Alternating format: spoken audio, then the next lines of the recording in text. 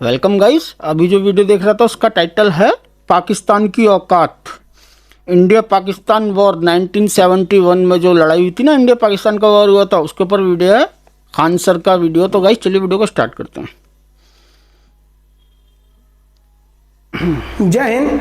सबसे पहले एक वार्निंग भैया, पाकिस्तान के लोग इस वीडियो को न देखें तो ही अच्छा है, क्योंकि इस वीडियो में हम बताएंगे कि कैसे हमारे भारत के वीर सिपाहियों ने, दो सैनिकों ने मिलकर पाकिस्तान के 93,000 फौजियों को घुटने टेका दिया था। दुनिया का सबसे बड़ा हार हुआ था और भारत के 2 सैनिक मारे गए थे लोंगेवाला में। हम इस वीडियो में बताएंगे कैसे पीएनएस गाजी को डुबा दिया गया। ये भी बताएंगे कि चाइना पाकिस्तान का इतना बड़ा दोस्त बनता है, लेकिन 1971 में क्यों नहीं बचा पाया, न चाइना बचा पाया और न ही अमेरिका बचा पाया। इस वीडियो में हम A to Z बातें करेंगे। अगर आप इस वीडियो को कंप्लीट देख लेते हैं तो कोई भी पाकिस्तानी की हैसियत नहीं होगी कि आपसे आंखें मिला सके, इसलिए इस वीडियो को देखते रहिएगा। यदि आप राष्ट्रवादी, अगर आप भारतीय हैं तो ही इस वीडियो को देखें। पाकिस्तानी और बाहर के चाइनीज वगैरह लोग इस वीडियो को न देखें, ये उनके लिए एक तरह का वार्निंग है, क्योंकि इसमें हम भारतीय सेना के हर उस वीर गाथा को बताएंगे जो एक हर भारतीय सुनना चाहता है। A to Z उस बातों को बताएंगे। पाकिस्तानी इस वीडियो को क्यों ना देखें तो भैया आप देख लीजिए यहाँ क्यों ना देखें, क्योंकि हम आज चर्चा करने वाले हैं इसकी। का मैं भाई बताओ पाकिस्तान गूगल भाई किससे मैच करता है तो आप तो समझ में आ गया भाई, बुरा नहीं मानिएगा आप लोग। खान सर भी मजा जब लेते हैं पाकिस्तान का विभाजन हुआ तो उसी समय पाकिस्तान 2 भाग में था। एक इधर वाला जो एरिया है इसे हम लोग कहते थे पश्चिमी पाकिस्तान, जो मेन पाकिस्तान का एरिया है। और ये जो आज आप बांग्लादेश देख रहे हैं, ये बांग्लादेश नहीं था, बल्कि ये उस वक्त पूर्वी पाकिस्तान था। पूर्वी पाकिस्तान के लोग बंगाली भाषा को बोलते थे। पाकिस्तान के लोग इन लोगों को बड़ा भद्दे मजाक करके बोलते थे, कहते तुम लोग गधे हो, कुछ नहीं जानते हो, किसी काम लायक नहीं हो, यूजलेस हो लोग, तुम लोग छोटे हो, काले हो, मतलब उल्टा सीधा मजाक कर रहे थे। पश्चिमी पाकिस्तान के लोग इधर के लोगों को पसंद नहीं करते थे। हो गया नहले पे दाला 1970 में। 1970 में इस पूर्वी पाकिस्तान के शेख मुजीबुर रहमान चुनाव जीत गए और वो यहाँ के प्रधानमंत्री के पद के चुनाव जीत गए। अब यहाँ की आर्मी ने क्या किया, उनको शपथ ही नहीं दिला रहे थे। इसलिए 70 के चुनाव जीतने के बाद शेख मुजीबुर रहमान जब देखे कि ऐसा है तो उन्होंने अपना भाषण दिया 7 मार्च को और कहा कि अब हम इस पूर्वी पाकिस्तान को एक अलग देश बनाएंगे जिसका नाम रहेगा बांग्लादेश। इस भाषण के वजह से आर्मी ने, पाकिस्तान की आर्मी ने 25 मार्च 1971 को गिरफ्तार करके अब पश्चिमी पाकिस्तान में अरेस्ट करके बंदी बनाकर रख दिया और यहाँ पर जुल्म करना चालू कर दिया। बांग्लादेश भाई तो पूर्वी बंगाल में, पूर्वी पाकिस्तान में, पूर्वी बंगाल में नहीं, पूर्वी पाकिस्तान में इन्होंने जुल्म करना चालू कर दिया। शेख मुजीबुर रहमान के गिरफ्तारी के विरोध में यहाँ मुक्ति वाहिनी नाम कर एक विद्रोही गुट तैयार हो गया था। लेकिन पाकिस्तान के, पश्चिमी पाकिस्तान के लोगों ने इस पूर्वी पाकिस्तान पे इतना भयानक जुल्म किया कि इस पूर्वी पाकिस्तान में, इस पश्चिमी पाकिस्तान के लोगों ने यहाँ पर 30 लाख लोगों को कटवा दिया। 30 लाख 30 लाख लोगों को कटवा दिया। 4 लाख महिलाओं का बलात्कार कर दिया। अपने देश के 4 लाख औरतों का रेप किया यहाँ पे। इतना भयानक वो दृश्य है कि अगर हम उसको YouTube पे दिखा देंगे ना तो YouTube हमारे ऊपर क्लेम करेगा, भैया आप ये सब इतने भयानक दृश्य नहीं दिखा सकते। आप अंदाजा लगाइए इनकी क्रूरता का। ये अपने देश पर इतना भयानक जुल्म कर रहे हैं, इतना भयानक जुल्म किया इन लोगों ने कि शेख मुजीबुर रहमान की गिरफ्तारी के बाद इस जुल्म का नतीजा ये हुआ कि अप्रैल 1971 तक भारत में यहाँ से लोग भाग के आ गए कि भैया हम जिंदा रहेंगे तब तो। और यहाँ 10 लाख लोग भारत में आ गए शरण लेने कि भैया हमको बचाइए। तो इंदिरा गांधी जानती थी कि जब तक यहाँ शांति नहीं होगा तब तक ये लोग वापस नहीं जा सकते थे, और शांति का एक ही था कि यहाँ पे घुस के इनको मारा जाए ताकि ये पश्चिमी पाकिस्तान वाले लोग यहाँ पर सुधर सके। तो इंदिरा गांधी ने इसके लिए बात की जनरल फील्ड मार्शल मानेकशॉ से। उन्होंने सेना प्रमुख मानेकशॉ से कहा, सैम मानेकशॉ से, कि आप अभी युद्ध कीजिए, हम आदेश देते हैं आप अभी युद्ध कीजिए बांग्लादेश पे, हम अपने पड़ोसियों को इस तरह मरते नहीं छोड़ेंगे, आप इस पे हमला कीजिए। उस समय ये पूर्वी पाकिस्तान था। मानेकशॉ ने कहा कि ना हम हमला नहीं करेंगे। कही अरे क्यों?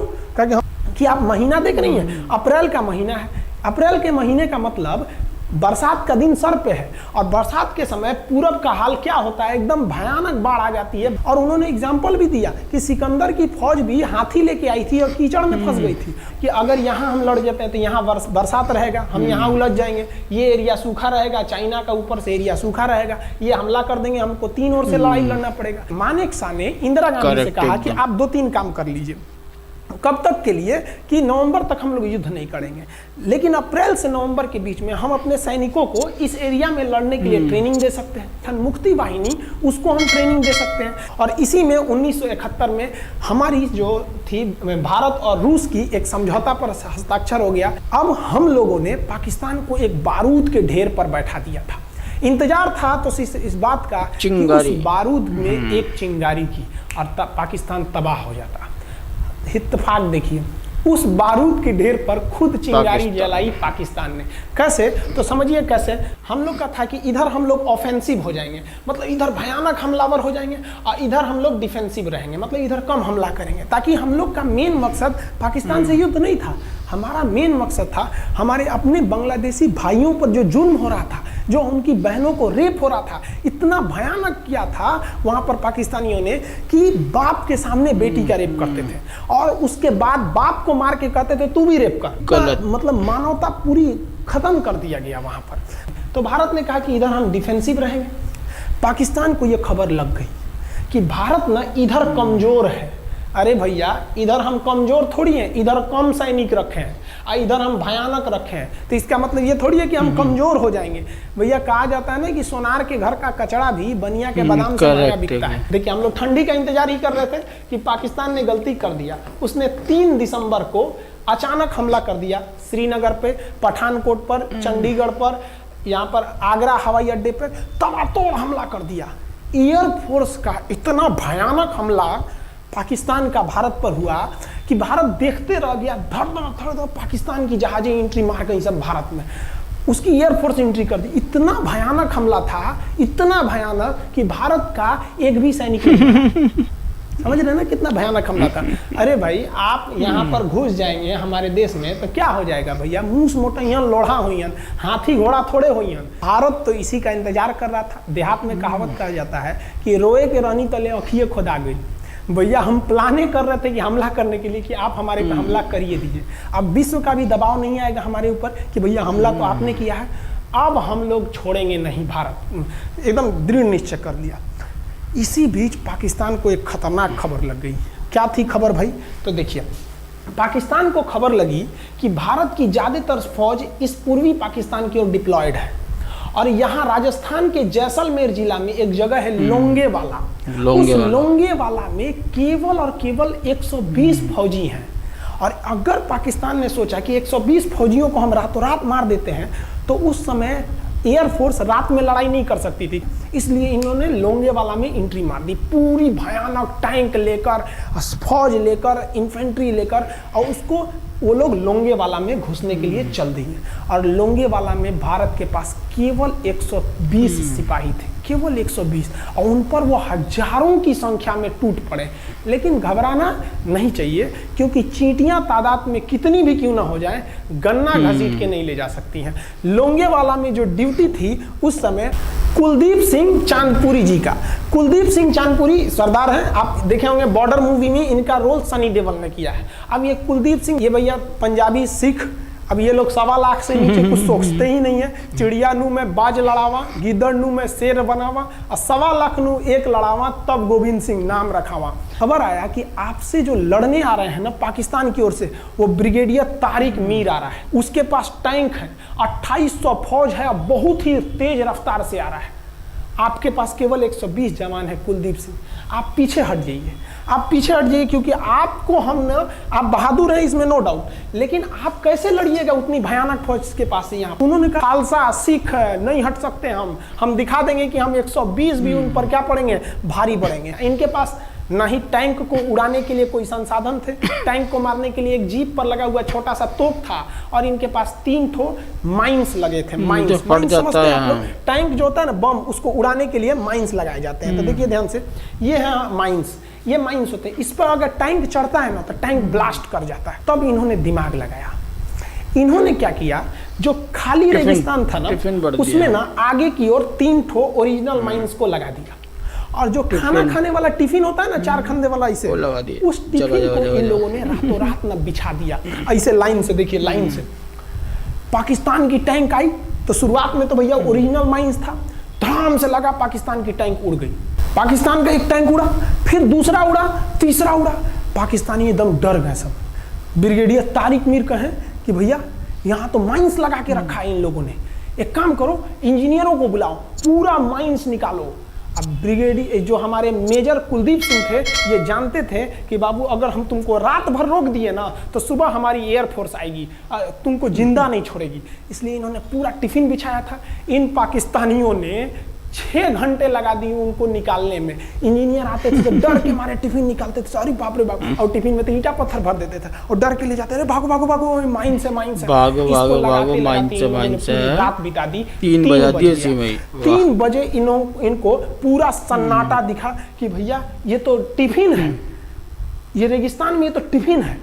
अब उन्होंने कहा कि आदेश दिया रेगिस्तान में टिफिन है। तो कुलदीप सिंह जो थे चांदपुरी, उन्होंने बालू के बीच में ऐसे गड्ढे बना रखे थे और अपने फौजियों को ना 2 किलोमीटर की रेंज में, एक उधर एक इधर एक इधर, तो चारों ओर से फायरिंग होती थी। पाकिस्तानियों को लगी ना कि भैया हमको गलत इंफॉर्मेशन मिल गया है, 120 गो मिल के ऐसे थोड़े मारेगा सब। सोच रहा उधर से गोली इधर से गोली, धड़ाधड़ बम गोला दारू सब चल रहा है यहाँ पर। इतना भयानक कहीं कोई 120 आदमी मिल के ऐसे मारता है? नहीं भाई, इतना भयानक सुनसान एरिया में कहाँ से कौन मार रहा है, एकदम तबाही मचा दिया। कुलदीप सिंह चांदपुरी ने क्या तबाही मचाया था आप देखना चाहते हैं तो देखिए उन लोगों ने क्या तबाही मचाया था। ये है पाकिस्तान का टैंक, ये धज्जी उड़ गया था टैंक का, थूथूर टूट दिया इसका यहाँ पे। ये देखिए टैंक का, पाकिस्तानी देख रहे हैं कि भैया सब चक्का उक्का फेंका गया। बताइए ये चांदपुरी साहब को ऐसा करना चाहिए? ये कोई वीडियो गेम खेल रहे हैं, मार के धज्जी उड़ा दिया। अरे पाकिस्तान बच्चा है, अपने बच्चा है, बिगड़ गया, आराम से मारिए। ऐसे एकदम धज्जी उड़ा दिए हैं बेचारा सबको। पाकिस्तान के टैंक को धज्जी उड़ा के उस पर भारतीय सैनिक खड़ा होकर फोटो खिंचवा रहा था। फोटो खींचे फोटो खींच, उस समय सेल्फी नहीं था ना, आगे से फोटो खींचना, फोटो खींचे। यहाँ पे आने वाली पीढ़ियों को ये प्रेरणा देगी। बताइए इतना सुंदर गाड़ी लेके आया था पाकिस्तान मारने के लिए, हाँ बेचारा ऐसे मारा जाता है? हाँ अरे ब्रिगेड मेजर साहब आप भी, बच्चा है, बच्चा को थोड़ा आराम से मारिए। देखिए इसका थोबड़ा बिगाड़ दिया गाड़ी का। ओहो, ऐसे नहीं मारना चाहिए, लेकिन क्या कीजिएगा, बच्चा बिगड़ जाता है तो धोना ही पड़ता है। ये हाल कर दिया रात भर में। सोचिए रात में इतना बुरा मारा, दिन में दिखता तो कुछ डाल रहा पूरा। एकदम भयानक तबाही मचा दिया मेजर कुलदीप सिंह चांदपुरी ने। इनके आगे कौन खड़े थे?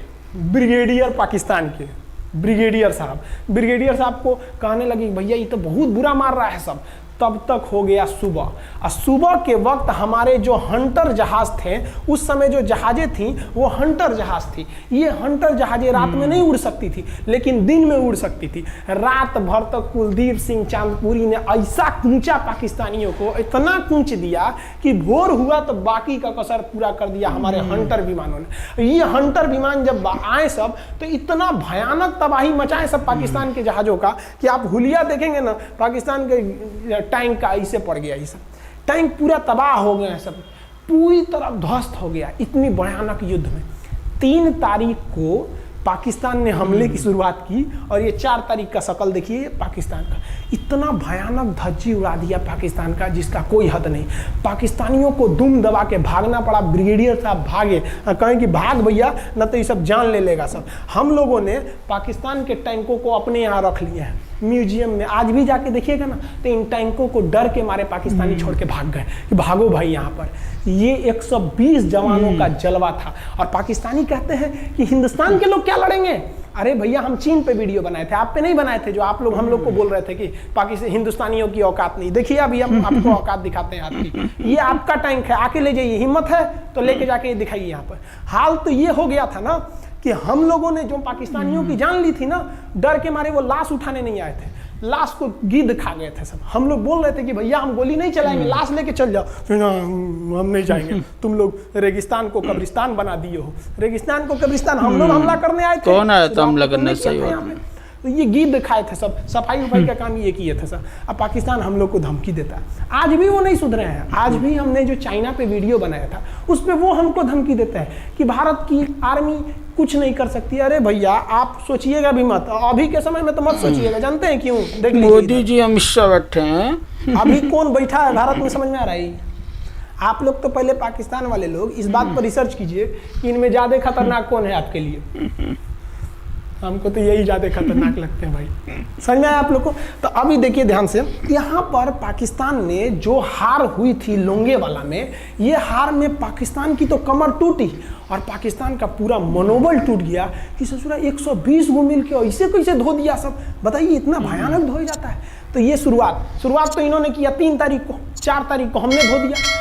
अब बचा नेवी कही कि भैया आर्मी को मौका दिए, एयरफोर्स को मौका दिए, रात में आर्मी धोई, सुबह में एयरफोर्स धोई, हम नहीं धोएंगे क्या? हम भी धोएंगे। नेवी कब पहुंची? 5 दिसंबर 1971 को कराची पहुंच गई और कराची में जब पहुंची ना तो कराची को तबाह कर दिया। इतना भयानक बम्बार्डमेंट किया कराची पर कि कई दिन तक कराची बंदरगाह पर आग लगा था और कराची बंदरगाह को तो उन्होंने ऐसा धज्जी उड़ाया जिसे लग रहा था सिंधु सभ्यता बना दिया उनको। तो पाकिस्तान की, पश्चिमी पाकिस्तान का कमर टूट गया। पाकिस्तान वालों ने कहा कि ससुरा सब बोल रहा था सर कि हम इधर डिफेंसिव है, यानी ज़्यादा हमला नहीं करेंगे, ज़्यादा हमला इधर करेंगे। ससुरा इधर कैसे मार रहा होगा सब, अभी इधर भी बताते हैं कैसे मारा सब। ये कराची पहुंच गया। आप देखेंगे क्या हाल किया था सब कराची पे। कराची में जब मारा गया था ना इन पाकिस्तानियों को, तो ये पाकिस्तानी भाग गए थे सब ग्वादर में। ये ग्वादर भाग गए, अभी इनसे ग्वादर भी जाने वाला है, पूरा राज्य चला जाएगा इनसे, बलूचिस्तान। छुप के गए थे लोग ग्वादर बंदरगाह पे। अगर हम झूठ बोल रहे हो तो आप खुद पता कीजिएगा अपने यहाँ के इतिहास में भाई, हिंदुस्तान ये ग्वादर बंदरगाह पे छुप गए थे सब। आप देखिए कराची का क्या हाल हुआ था उस समय, हमारे एयर नेवी ने क्या हाल किया था। पाकिस्तान का जितना जहाज बस मिल जाए कि भैया ये जहाज किसका है, तो भैया जब पता चले कि भैया ये जहाज पाकिस्तान का, ये हाल हो जा रहा था जहाज का। यहाँ देख लीजिए इनका पूरा ध्वस्त का, भैया ऐसे मारा जाता है। हाँ अरे भाई बच्चा को बच्चा की तरह मारना चाहिए। इंडिया की नेवी ने भी हद कर दिया, बताइए इस तरह मारा जाता है। हाँ यहाँ देख लीजिए पूरा का पूरा धज्जी उड़ा दिया इन लोगों को। अरे भाई बच्चा है, बिगड़ गया है तो थोड़ा सा आराम से न मारिएगा, कि देख रहे हैं इस तरह से मारा पूरा पाकिस्तान के। कराची बंदरगाह उड़ गया। तो पाकिस्तान का तो इधर से तो पूरा का पूरा धज्जी उड़ा दिया। अभी शुरुआत हुई युद्ध के केवल 2 दिन हुए हैं, आप दिल थाम के रखिए, अभी युद्ध लंबा चलने वाला है। 3 दिसंबर को स्टार्ट किए, 4 दिसंबर को हम लोग लोंगेवाला धो दिए, अब 5 दिसंबर को कराची। अब पाकिस्तान ने ना भारतीयों को तबाह करने के लिए भारत का सबसे खतरनाक जहाज था INS विक्रांत को बर्बाद करने के लिए ना इसने यहाँ से भेज दिया PNS गाजी। गाजी एक पनडुब्बी थी, उसको आदेश दिया गया कि जाके मार के आओ किसको? विक्रांत को। क्योंकि अगर विक्रांत जहाज डूब जाता तो वाकई उस समय हमको युद्ध जीतने में बहुत दिक्कत आ जाती। तो ये गाजी कैसे डूबा, इसको हम लोग एगो खराब जहाज से मार दिए। तो अब इधर समझते हैं कि जब उधर इतना भयानक धोए तो इधर कितना बुरा धोए होंगे, इसको बारे में हम लोग समझते हैं। भारतीय सेना अब पूरब की ओर क्या क्या काम की, इसको ध्यान से समझें। ये मुक्ति वाहिनी जो थी बांग्लादेश की, वो अंदर ही पाकिस्तानी फौजियों को मार रही थी गली कुची में दौड़ा दौड़ा के, क्योंकि इन पाकिस्तानी फौजियों ने वहां पर रेप किया, मर्डर किया और इनका साथ दे रही थी इधर से हमारी इंडियन आर्मी और ऊपर से हमारा एयरफोर्स। ये तबाह कर दिए थे, इनको भागने के लिए भी जगह नहीं था। और इसी में इनका सबसे बड़ा सरदर्द बन गया था इंडियन नेवी, क्योंकि इनको जो मदद थी, देखिए ये पूर्वी पाकिस्तान है, इनको मदद जब भी मिलेगी तो इधर से ही मिलेगा। अब बताइए यहाँ से तो कोई जाएगा नहीं, बेवकूफ़ भी नहीं होगा जो इधर से मदद करने जाएगा। रास्ते में ही एयरफोर्स मार के गिरा देती थी, ट्रक वगैरह जाएगा नहीं। तो नेवी से ये इन लोग मदद देते थे। भैया यहाँ पे जो इनके फौजी लड़ रहे थे उनको खाना पीना भी खत्म हो गया था। अब इनको बर्बाद कर दिया भारत। INS विक्रांत उस समय का बहुत बड़ा जहाज था इस साउथ एशिया के देशों का, और यहाँ से उस इतना बड़ा जहाज था कि उसके ऊपर से लड़ाकू जहाजें उड़ती थी। वो एयरफोर्स यहाँ से भी बम मारता था, मिसाइलें मारता था, लड़ाकू जहाजें और हेलीकॉप्टर छोड़ देता था, जो ताकि मुक्ति वाहिनी को कोई दिक्कत ना है। मुक्ति वाहिनी मारती थी और आर्मी पूरी तरह से उसने यहाँ से हमारा विक्रांत ने चटगांव बंदरगाह को तबाह कर दिया। अब बांग्लादेश का देखिएगा वर्तमान में, उस समय तो पूर्वी पाकिस्तान था, ये चटगांव उस समय पाकिस्तानी आर्मी नेवी का एक बहुत बड़ा केंद्र था। इधर हम लोग ने उड़ा दिया कराची, इधर उड़ा दिया हम लोग ने चटगांव।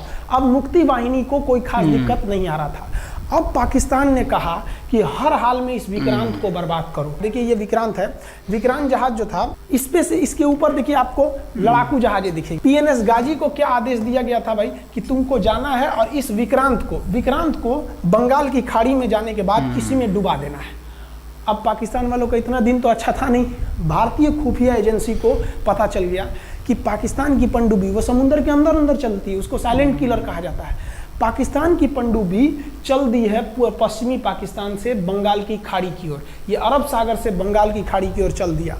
अब विक्रांत को बचाना हर हाल में जरूरी था, इसलिए हम लोग विक्रांत को छुपा दिए, मतलब थोड़ा सेफ्टी दे के रखने लगे। और इस पीएनएस गाजी जो था, पीएनएस गाजी को देखेंगे, पीएनएस का मतलब था पाकिस्तानी नेवल शिप, पीएनएस गाजी, ये मारने आ गया किसको? विक्रांत को। इस पीएनएस गाजी को अगर कोई मार के डुबा सकता था तो वो था आईएनएस राजपूत। लेकिन ये जो आईएनएस राजपूत आप इमेज में देख रहे हैं, ये उस समय समस्या क्या था इस आईएनएस राजपूत के साथ, क्योंकि इसके इंजन में कुछ खराबी आ गई थी और ये बिगड़ गया था, और बिगड़ के इसको विशाखापट्टनम पे बनाया जा रहा था, रिपेयर किया जा रहा था, इंजन ही गड़बड़ हो गया था। तो भारतीयों का यहीं पे दिमाग काम आया। भारतीयों ने सोचा क्यों ना हम पीएनएस गाजी को खुद बुला के लाएं, कहाँ पर? विशाखापट्टनम पे। तो लोगों ने कहा कि भैया ये आएगा विशाखापट्टनम में, कि आओ आईएनएस राजपूत हमको मार दो। तो कहा कि नहीं, देखिए कैसे आएगा। भारतीयों को पता था कि हिंदुस्तान में पाकिस्तानियों के कुछ ना कुछ जासूस होंगे और वो पाकिस्तान को पल पल की खबर दे रहे होंगे। भारतीयों ने क्या किया, आईएनएस विक्रांत के जितने भी अधिकारी थे उनसे कहा कि आप लोग अपने अपने घर फ़ोन कीजिए कि हम विशाखापट्टनम आ रहे हैं, तुम लोग हमको छुट्टी मिला है, विशाखापट्टनम में 10 दिन रुकेंगे, हमारे लिए तुम लोग खाना पीना अच्छा से बनाओ। लड़कों से उन लोगों को खबर खिला दिया। विशाखापट्टनम में जितने मछुआरे थे उनको कहा गया कि आप लोग हट जाइए, बहुत बड़ा जहाज आने वाला है, बहुत बड़ा जहाज विक्रांत आ रहा है, यहाँ पे आप लोग खाली कर दीजिए, आईएनएस विक्रांत आ रहा है। यहाँ पर क्या किया गया, ऑर्डर दिया गया, बहुत सारे फल सब्जी अंडा ब्रेड, कि भैया ये इतने बड़े जहाज के लिए जा रहा है, 6 महीने का खाना चाहिए। ये खबर आग की तरह फैल गई पाकिस्तानियों को। अब पाकिस्तान में खबर लग गई कि भैया आईएनएस विक्रांत यहाँ नहीं है, आईएनएस विक्रांत विशाखापट्टनम पे है। अरे बकलो आप, विशाखापट्टनम पर पीएनएस गाजी की मौत यमराज इंतजार कर रहा था आईएनएस राजपूत। ये गधा जो था पीएनएस गाजी, ये मुड़ गया विशाखापट्टनम की ओर, और विशाखापट्टनम पर चुपचाप शांति से खड़ा हुआ जहाज आईएनएस राजपूत इंतजार कर रहा था। तो पानी के अंदर अंदर आओ, ये अभी बाहर निकला हुआ है, पानी के अंदर रहती है। और आईएनएस राजपूत देखा कि ये आ रहे हैं, वो आईएनएस राजपूत को मारता कि इससे पहले ही आईएनएस राजपूत मार के तबाह कर दिया पीएनएस गाजी को। पीएनएस गाजी को डूबने के बाद पाकिस्तान को बहुत बड़ा सदमा लग गया। पाकिस्तान को यह एहसास हो गया कि अब हम कभी नहीं जीत सकते हैं, क्योंकि ये पीएनएस गाजी अमेरिका से खरीदा हुआ एक बहुत ही शक्तिशाली पनडुब्बी थी जिसे कोई डुबा नहीं सकता था, और हम लोगों ने उसको इस जहाज से डुबाया जो जहाज खराब हो चुका था, जिसका इंजन खराब था। भारतीय सेना का मोराल पूरे 7वें आसमान पर था और पाकिस्तानी दिन पर दिन बर्बाद हो रहे थे। अब पाकिस्तानियों को लगा अब क्या करेंगे, तो पाकिस्तानियों ने अमेरिका में फ़ोन किया, भैया आप कुछ कीजिए। तो अमेरिका ने ना यूएनओ में मुद्दा उठा दिया, यूनाइटेड नेशन ऑर्गेनाइजेशन, इसकी जो सिक्योरिटी काउंसिल है, सुरक्षा परिषद, इसमें कह दिया पूर्वी पाकिस्तान पर जुल्म कर रहा है, मार रहा है। तो रसिया उस समय हमारा साथ दिया, कहा कि तू देर जानता है जुल्म कर रहा है, भारत जो कर रहा है सही कर रहा है, हम इस प्रस्ताव के खिलाफ में वीटो करते हैं।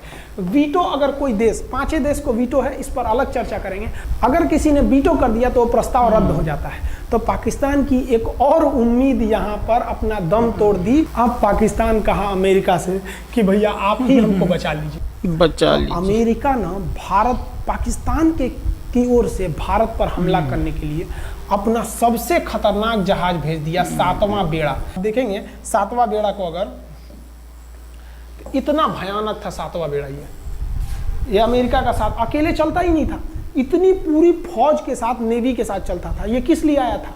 विक्रांत को डुबाने के लिए, और इसका साइज विक्रांत से डबल था, इसके आगे विक्रांत नहीं टिक पाता।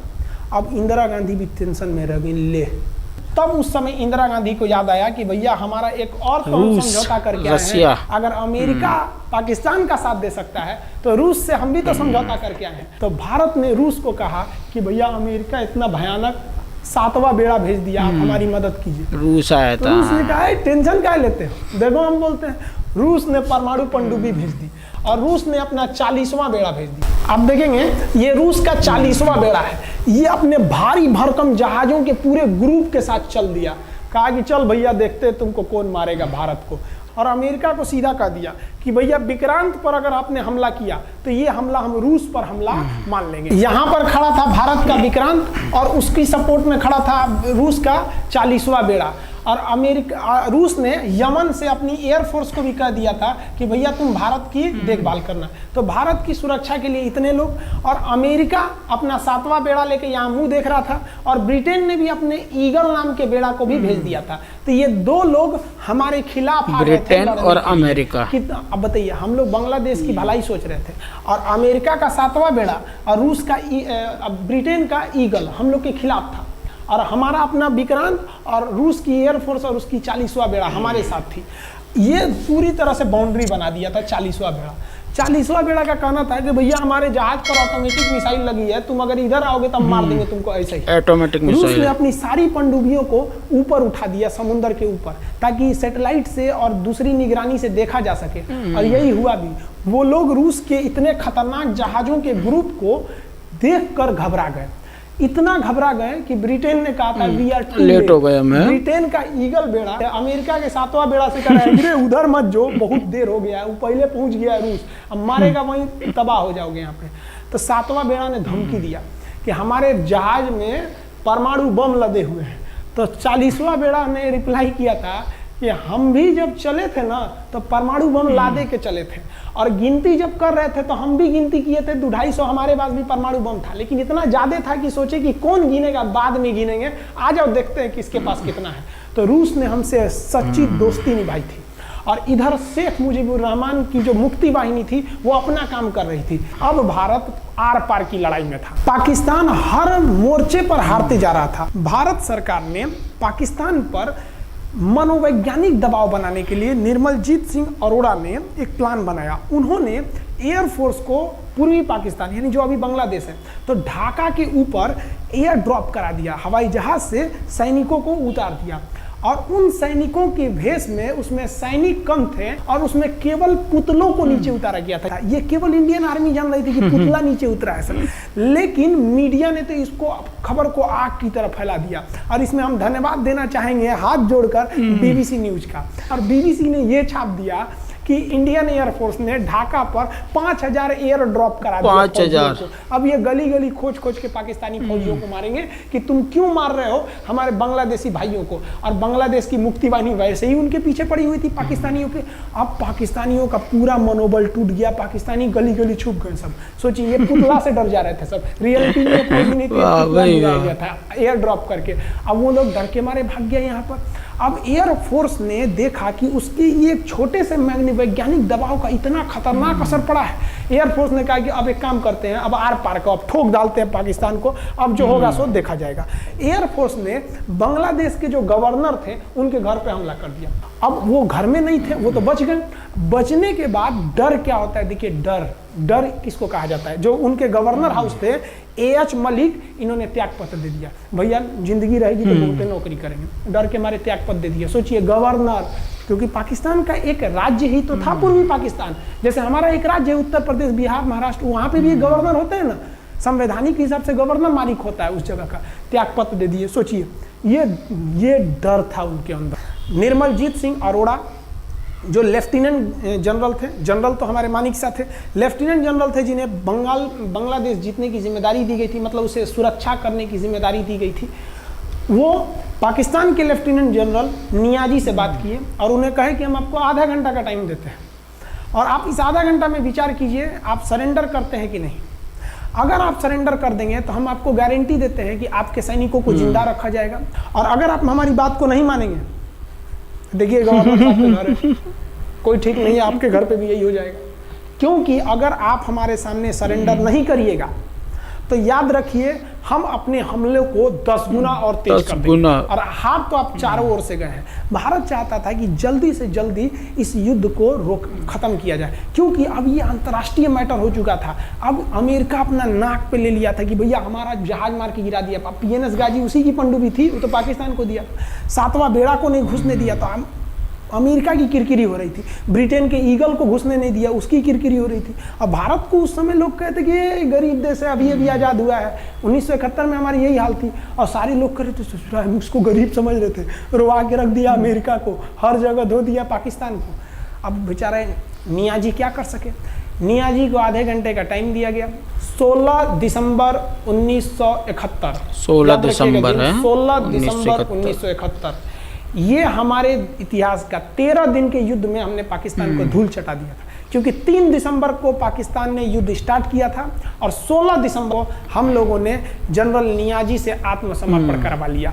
और आत्मसमर्पण देखना चाहिए जनरल नियाजी का। जनरल नियाजी इन्होंने हमारे लेफ्टिनेंट जनरल निर्मलजीत सिंह अरोड़ा के सामने आत्मसमर्पण साइन किया और साइन करने के बाद बांग्लादेश के ढाका रेस कोर्स में इन्होंने साइन किया और इनकी आंखों में आंसू था। एक देश के सेनापति के लिए इससे शर्म की बात क्या है, जो गिनीज बुक में 93,000 गिनीज बुक में कैसे, देखिए पाकिस्तान के लोग हम चाइना के वीडियो बनाए थे, उस पर कमेंट कर रहे थे कि इंडियन आर्मी कुछ नहीं कर सकती। देखो बांग्लादेश तुम्हारी बहादुरी का जीता जागता उदाहरण है, तुम्हारे यहाँ का 93,000 फौज, सोचिए 93,000 सैनिक पूरी दुनिया में आज तक आत्मसमर्पण नहीं किया। ये 93,000 लोगों ने आत्मसमर्पण कर दिया, वर्ल्ड रिकॉर्ड बन गया। ये अपना बंदूक उतार फेंक दिए, अपने स्टार नोच के उतार दिया कि भैया हम लीजिए आत्मसमर्पण कर रहे हैं, बेल्ट उतार के दे दिया, अब चलिए जहां ले जा रहे हैं, जितना हमारी आत्मसमर्पण। ये वही पाकिस्तान है, याद रखिए, आप याद कीजिए, हमारे 120 सैनिकों ने आपको धूल चटा दिया था लोंगेवाला में, केवल 2 सैनिक मरे थे लोंगेवाला में और पूरी की पूरी आपको भगा दिया था 4 दिसंबर को ही।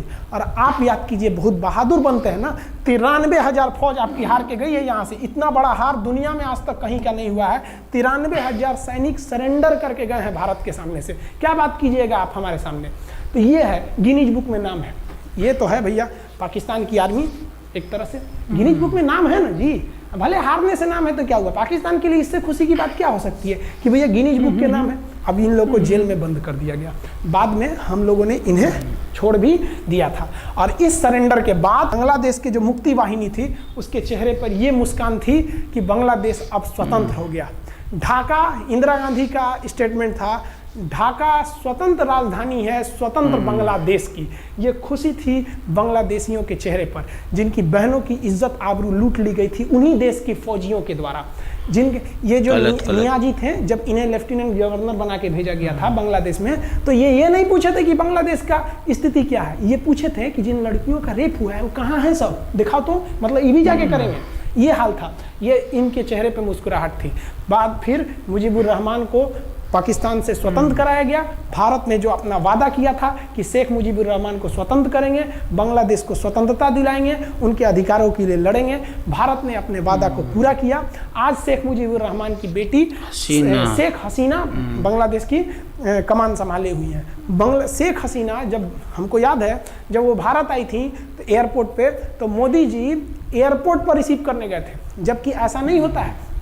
शायद ही बांग्लादेश की प्रधानमंत्री को पूरी दुनिया में कोई बड़े देश का राष्ट्रपति रिसीव करने जाए, प्रधानमंत्री रिसीव करने जाए। तो भारत अपने पड़ोसियों का इतना ख्याल रखता है, चाहे वो नेपाल हो, भूटान हो, सबके साथ। अभी हाल फिलहाल में नेपाल के लोग थोड़ा गुस्सा हैं लिम्पियाधुरा काला पानी को लेके, लेकिन ऐसा नहीं है कि हमारा नेपाल के साथ कोई खराब रिश्ता है। हमारा नेपाल के साथ रोटी और बेटी का रिश्ता है। बांग्लादेशियों के साथ हमारा बहुत ही अच्छा संबंध रहा है। आज हमारे बांग्लादेश के साथ बहुत ही मधुर संबंध है। और बांग्लादेश को जो पाकिस्तान के लोग कहते थे ये किसी काम लायक नहीं है, ये वाले भाई लोग पाकिस्तान से आगे निकल गए। आज इनका मलमल का कपड़ा, जूट और पाम ऑयल पूरी दुनिया में फेमस है। जहाजों के मरम्मत में, मतलब जहाज के रिपेयरिंग में बहुत आगे निकले हैं बांग्लादेश के लोग। आई होप आप समझ गए होंगे। इस युद्ध के बाद अगर भारत चाहता तो भारत पाकिस्तान के पश्चिमी भाग को भी कब्जा कर लेता, क्योंकि यहाँ तो हम लोग हराए ही थे। उनके 93,000 फौज तो हम लोग जिंदा पकड़ लिए थे। हम उन्हीं को कह देते बंदूक लगा के कि कश्मीर खाली करो, हमारा यहाँ से वापस जाओ।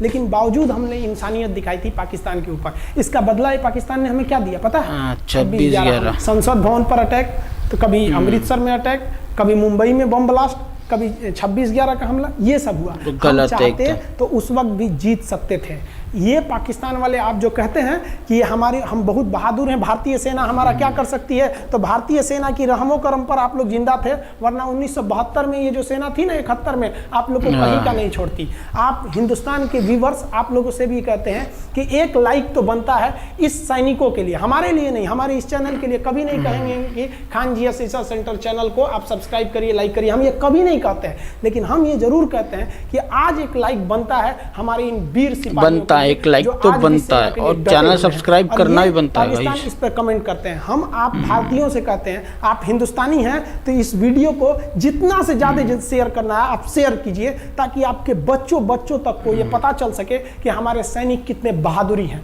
कितने बहादुरी से लड़े थे हमारे सैनिक, कितने बहादुर हैं। और इस वीडियो को आप इतना शेयर कीजिए कि पाकिस्तान तक पहुंचे और वहां का बच्चा इस वीडियो को देखे, ताकि उनके अंदर भारतीय सेना का जो डर है वो बैठे।